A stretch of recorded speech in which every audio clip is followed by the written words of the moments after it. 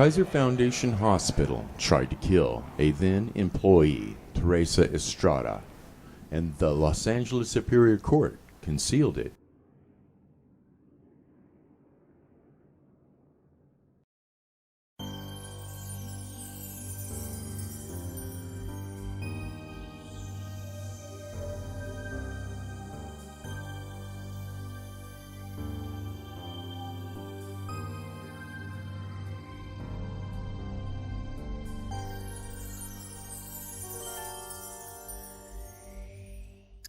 Consider first the Law of Labor Code, Section 3602.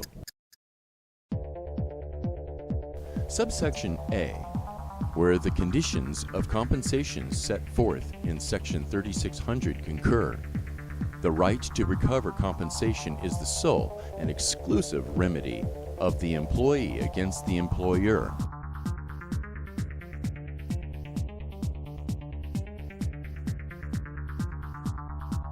Subsection B, an employee may bring an action at law for damages against the employer, as if this division did not apply in the following instances.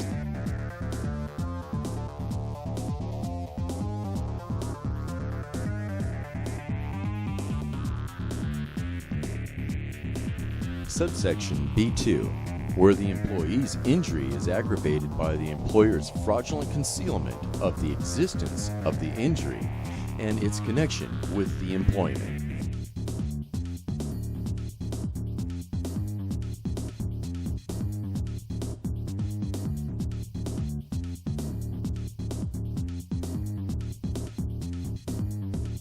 Subsection D2. Employers who have complied with this subdivision shall not be subject to civil or tort liability in the event of employee injury.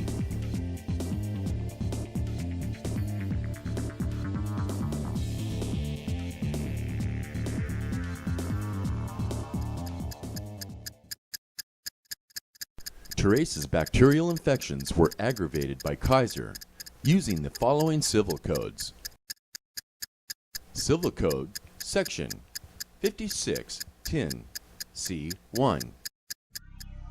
Teresa Estrada first went to Olive View Medical Center on July 2, 2008, and complained about not feeling well for 2 months and has a mouth lesion for 1 week.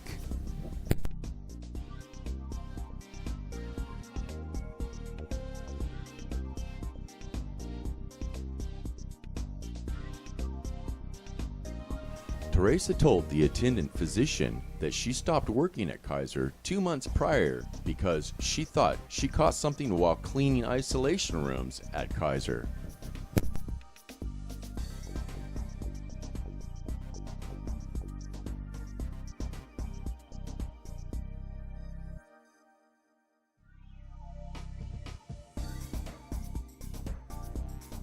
The Olive View Medical Center diagnosed Teresa's injury as impetigo, an infection caused by bacteria. Teresa was told to come back to Olive View if the sores did not start to heal after 3 days of treatment.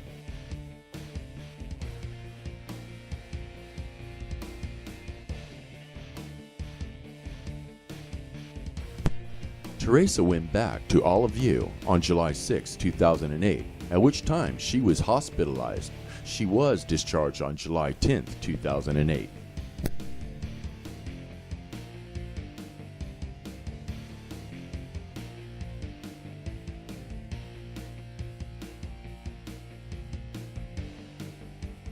During Teresa's hospitalization, the Olive View Medical Center informed Kaiser that Teresa reported injuries on July 2, 2008.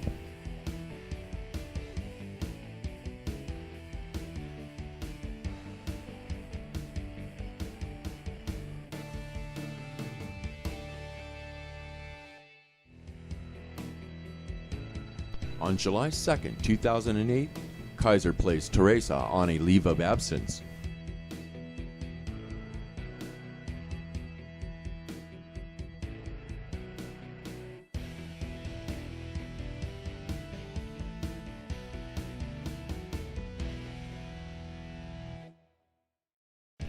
The leave of absence was made retroactive from July 2nd, 2008, backdated 2 months prior to May 13th, 2008.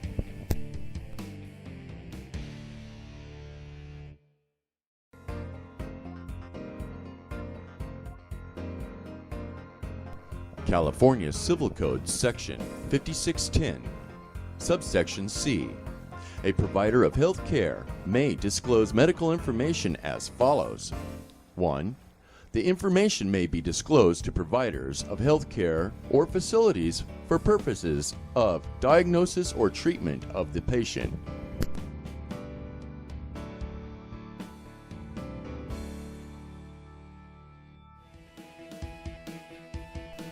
Teresa was admitted with scalp lesions and painful mouth ulcer. She works as a housekeeper at Kaiser. Teresa has no autoimmune disorders. She has a history of heart disease. Versus job discussion: large, weeping, red scalp, lesions with yellow crusting and scattered red solid elevations of skin.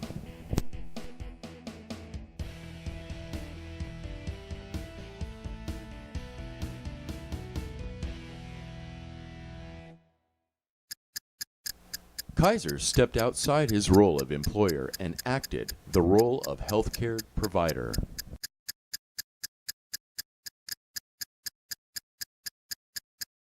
Civil Code Section 5610E.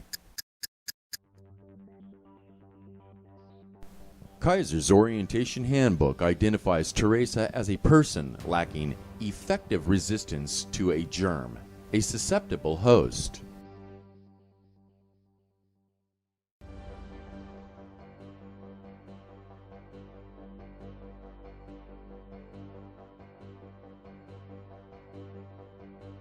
An infectious germ is a biological microorganism, usually bacteria or virus, capable of causing disease.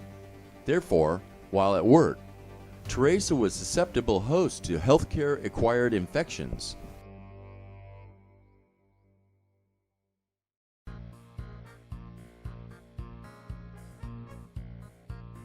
California Civil Code Section 5610. Subsection E. A corporation and its subsidiaries and affiliates shall not further disclose medical information regarding a patient of the provider of health care to a person or entity that is not engaged in providing direct health care services to the patient. Kaiser's instruction to all of you concerning Teresa's injury: doubt first impression given duration, different diagnosis, autoimmune, medication, pemphigus, suppressed vancomycin, will need dermatology follow-up.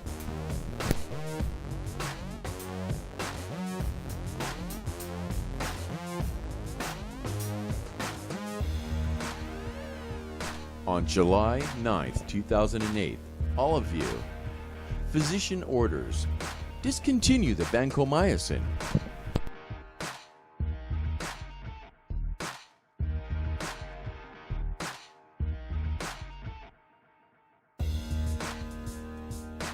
Followed by all of you's consultation request to discharge Teresa on July 10th, 2008, and to reschedule Teresa for treatment on July 17th, 2008, per Dr. Donovan.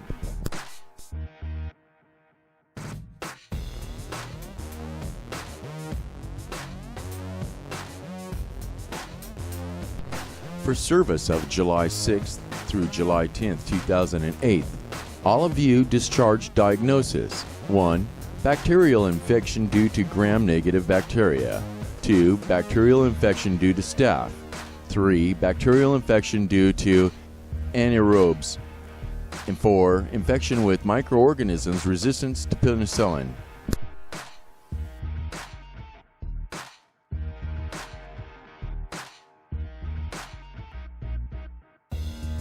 Kaiser acted in the role of corporation under Civil Code Section 5610E, Civil Code Section 5610C8A. Kaiser instructed all of you to use Civil Code Section 5610 C8 to create medical information on Teresa.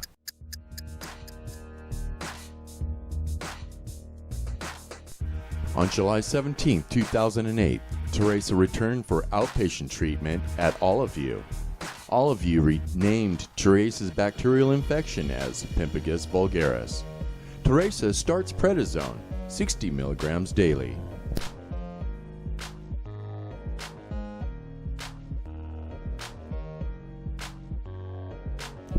On August 21, 2008, All of You creates a second medical record. It questioned the Pemphigus vulgaris, awaiting confirmation by immunofluorescent testing.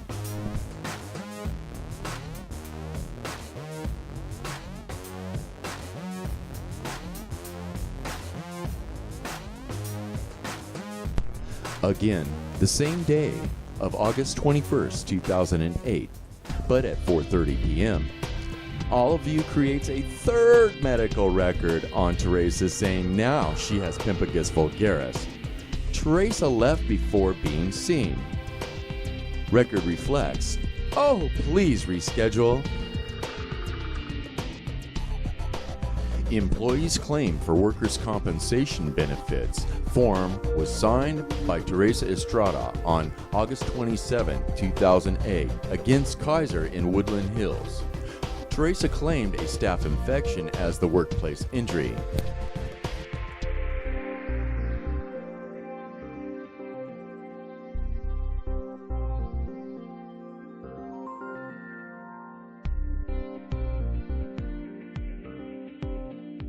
The law firm of Rowan, Gervey, and Wynn created this subpoena, ducis tectum, and directed it at All of You Medical Center.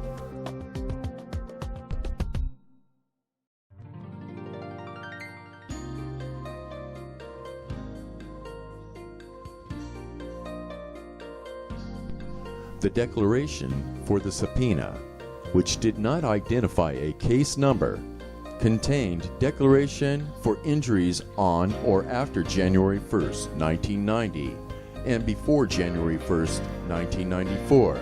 Teresa's injury occurred in May 2008. The declaration of service was not signed by All of You.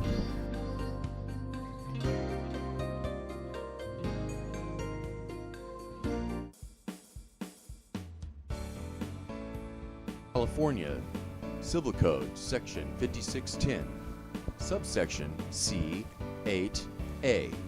A provider of health care that has created medical information as a result of employment-related health care services to an employee conducted at the specific prior written request and expense of the employer may disclose to the employee's employer that part of the information that A. is relevant in a lawsuit.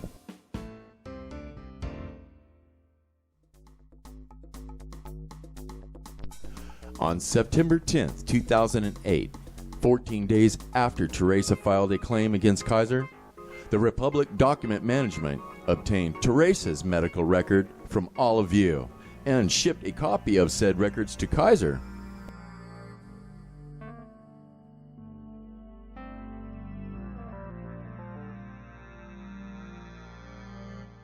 Finally, September 10, 2008, All of You disclosed Teresa's medical information to Kaiser via Civil Code Section 5610 C8A.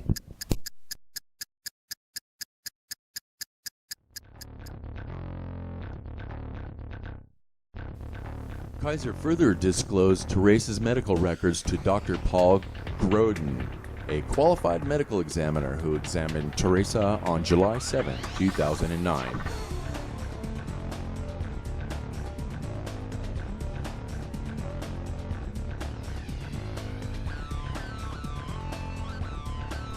Dr. Grodin noted that All of You hospital treatment was noted.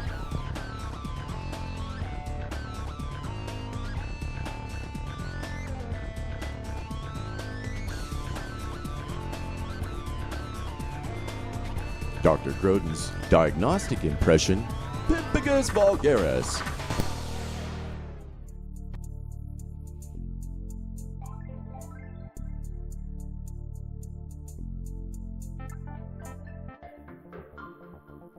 After Dr. Groden served his evaluation report on Kaiser, Kaiser in turn issued this subpoena, Deus Tectum, on the Olive View Medical Center.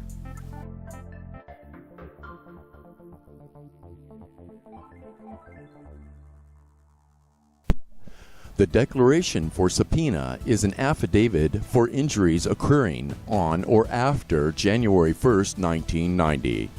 The subpoena was executed on February 5, 2010. The declaration of service was signed by Alicia Adams at Olive View.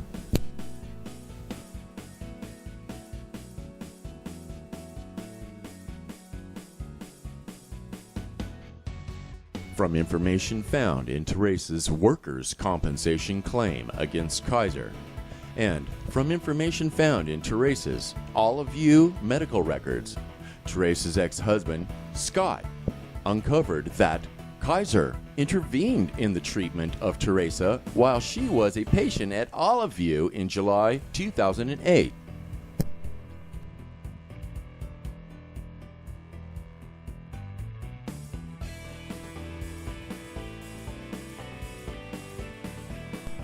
On April 28, 2011, Teresa went to the USC Medical Center, where she presented multiple and worsening skin lesions all over her body that were painful to the touch.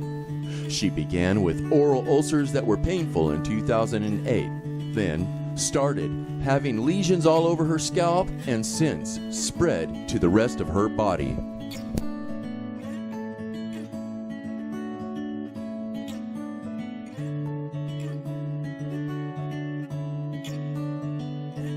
These are the lesions, and more lesions, and more lesions.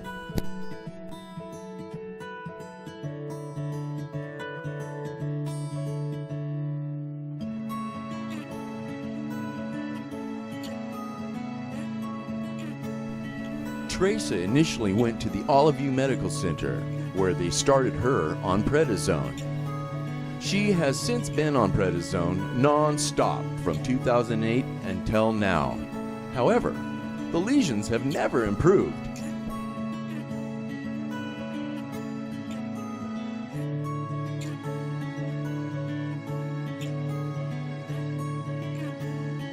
These sores burned with pain, very painful.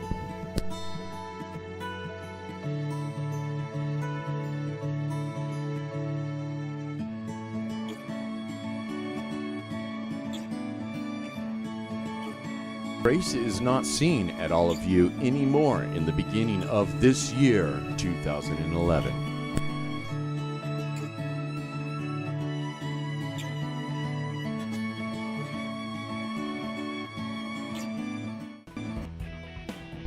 After her recovery, Teresa appeared at the Workers' Compensation Appeals Board for a hearing. At the hearing, Kaiser denied that Teresa sustained any injury during the course and scope of her employment at Kaiser Foundation Hospital. Kaiser's denial was based upon the AME report of Dr. Groden, who based his evaluation of Teresa on the current medical file. Teresa disputed Dr. Groden's report.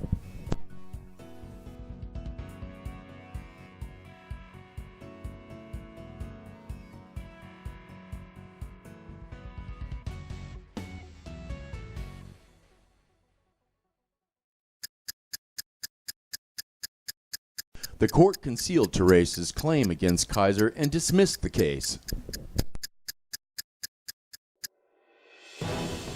Teresa filed an action at law against Kaiser Foundation Hospital. The court reassigned the case 4 times to a different judge, the last 2 judges whom revealed the injustice in the court.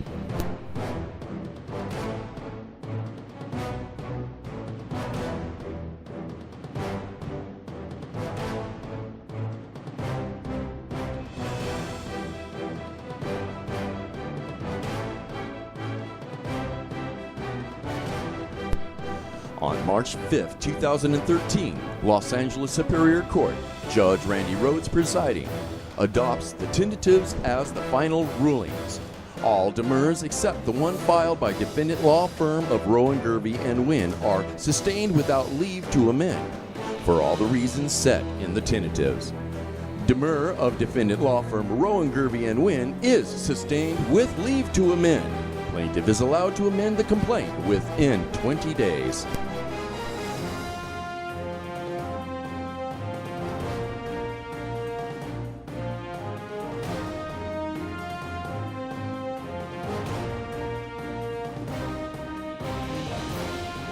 On March 25, 2013, Teresa filed a third amended complaint, which was an exact copy of the second amended complaint.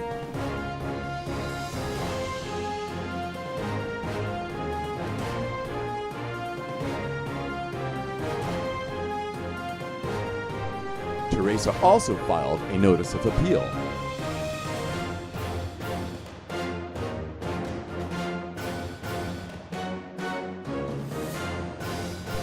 Nine months later, on January 24, 2014, the Court of Appeal issued their opinion.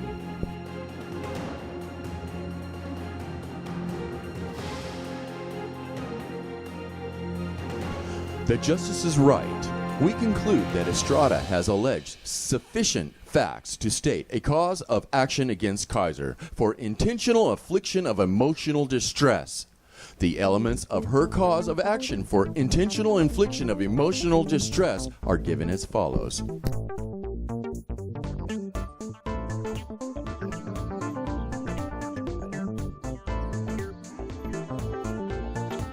Estrada's allegation that Kaiser directed all of you to misdiagnose her sores as pemphigus vulgaris and treat her with prednisone, which she alleges caused an outbreak of sores all over her body, satisfies those elements.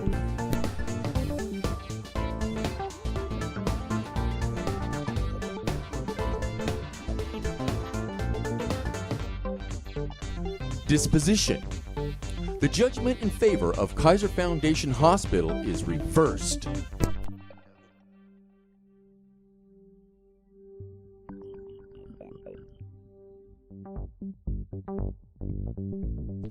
Before the Court of Appeal issued the remitter on March 28, 2014, the Superior Court ordered Teresa's case transferred to Judge Huey Cotton at the Van Nuys Courthouse.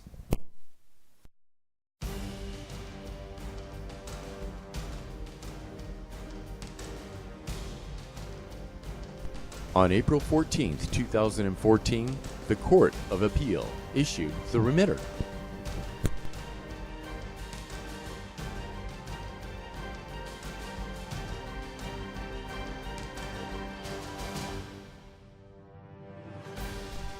On April 22, 2014, Judge Huey Cotton reviewed the remitter of the Court of Appeal.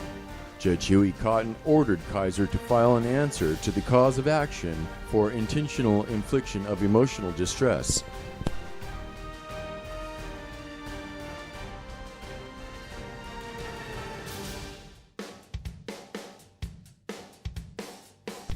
On May 13, 2014, Kaiser Foundation Hospital filed an answer to the second amended complaint.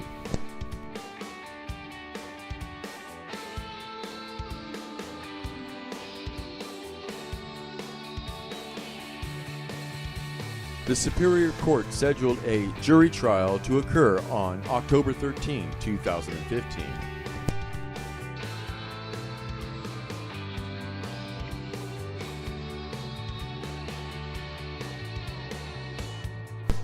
A final status conference was set for October 2, 2015.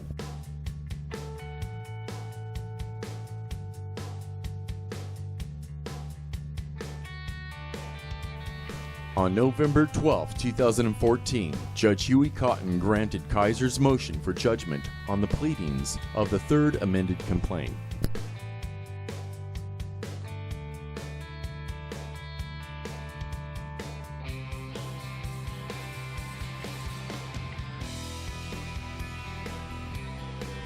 On November 23, 2015, Teresa filed a motion to set aside a void judgment.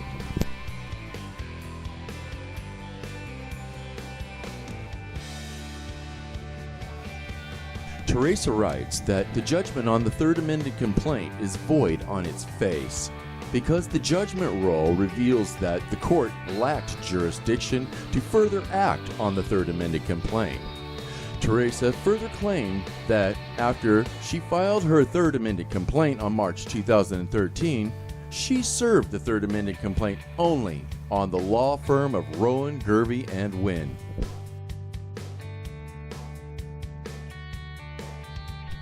The judgment roll in this case includes the following. 1. A court minute order dated March 5, 2013. 2. A court's minute order dated April 22, 2014. 3. A remitterer. 4. Kaiser's answer filed to the second amended complaint and dated May 13, 2014. And 5. Kaiser's motion for judgment on the pleading of the third amended complaint.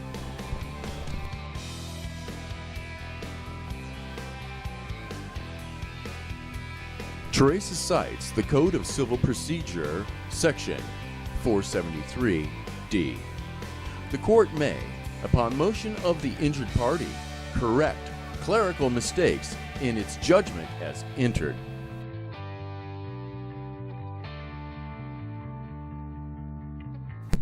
On July 19, 2016, Judge Huey Cotton denied Teresa's motion to set aside a void judgment.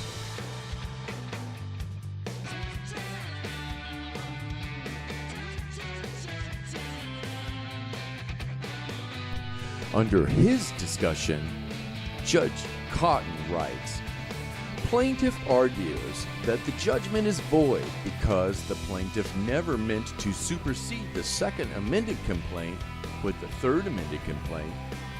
In this case, plaintiff presents no persuasive argument."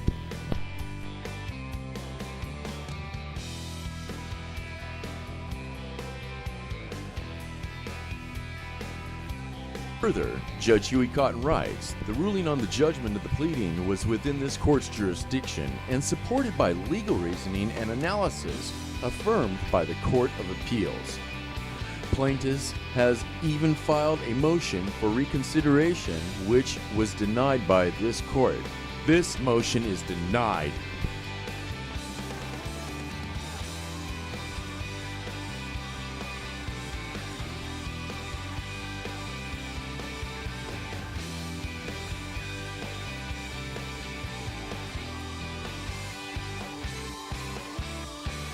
According to the Code of Judicial Ethics, Canon 2b2, a judge shall be faithful to the law and shall maintain professional competence in the law.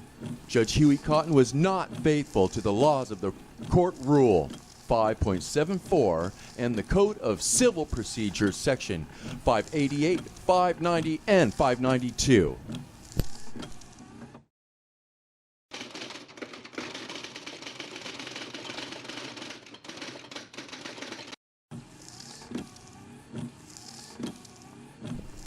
Court Rule 5.74 binds the courts to decision of the determination of a pleading.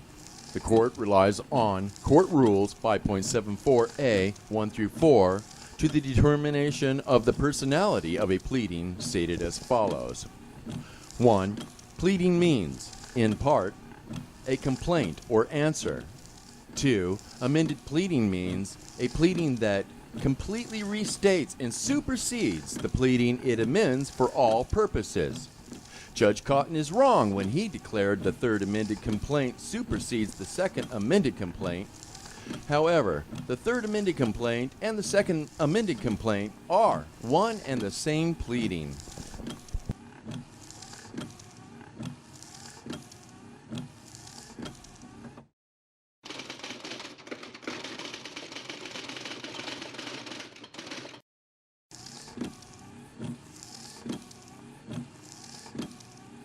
Code of Civil Procedure 471.5a. If the complaint is amended, a copy of the amended complaint shall be filed, and a copy of the amendments or amended complaint must be served upon the defendant's affected thereby.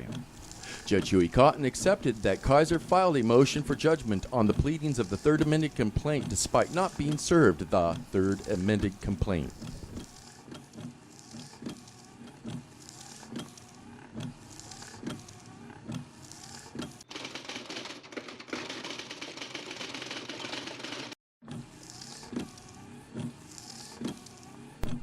Code of Civil Procedure 588. Issues arise upon the pleadings when a fact or conclusion of law is maintained by the one party and is controverted by the other. They are of two kinds: an issue of law and an issue of fact. The issue of law in this action was resolved by the Court of Appeal.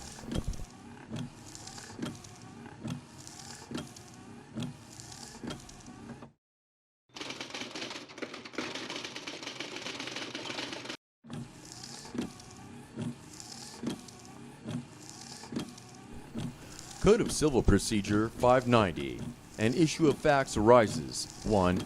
Upon a material allegation in the complaint controverted by the answer. Because Kaiser had filed an answer to the second amended complaint, an issue of fact was established between the second amended complaint and the answer.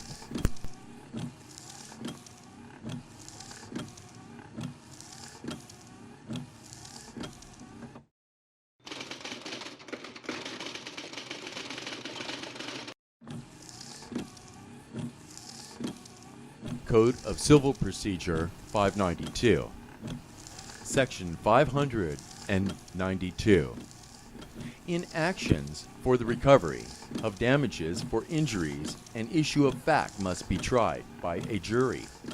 Judge Huey Cotton did not allow Teresa actions to be tried by a jury.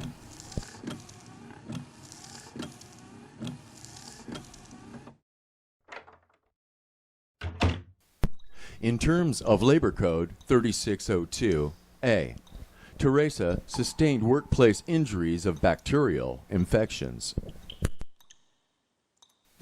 In terms of Labor Code 3602B2, Teresa's injuries were aggravated by Kaiser's use of the civil codes. In terms of Labor Code 3602D2, the court dismissed Teresa's claims against Kaiser.